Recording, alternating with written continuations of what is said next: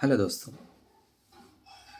जैसे कि आज की डेट में अगर हम लोग देखें तो सारे लोगों के मन में एक डाउट आता है कि अगर उसकी इनकम जो हो रही उस इनकम पर उसे टैक्स कितना पे करना है, टैक्स की लायबिलिटीज़ कितनी होगी। तो टैक्स की लायबिलिटीज़ को कैलकुलेट करने के लिए सबसे पहले हमें कैलकुलेट करना होगा टोटल इनकम। तो टोटल इनकम कैसे का कैलकुलेट करते हैं मैं आप लोगों को बताता हूँ। ओनली 5 पॉइंट्स हैं यहाँ पर आप लोगों के। सबसे पहले आप लोगों को जो कैलकुलेट करना होगा तो इनकम है। इनकम के जो सोर्सेज हम लोगों के पास है, there are 5 types of sources. Number 1, income from salary. Number 2, income from house property. Number 3, income from business and professions. Number 4, income from capital gain. And last one is income from other sources.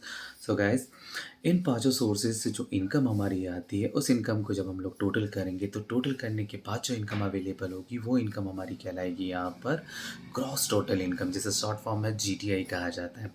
Gross total income में से फिर हम लोग कुछ deduction जो income tax act के accordingly availed होते हैं उन डिडक्शंस को हम लोग लेस करेंगे, जिसमें हम लोगों के पास मैनली जो आते हैं वो है आप लोगों के सबसे पहला एटीसी से लगा करके एटीयू तक के। तो जो डिडक्शंस हैं उन एटीसी से एटीयू तक के डिडक्शंस को जीटीआई में से, that's mean gross total income में से लेस करेंगे, तब हमारे पास जो टैक्स इनकम आती है वो इनकम हमारी कहलाएगी टोटल इनकम या टैक्सेबल इनकम।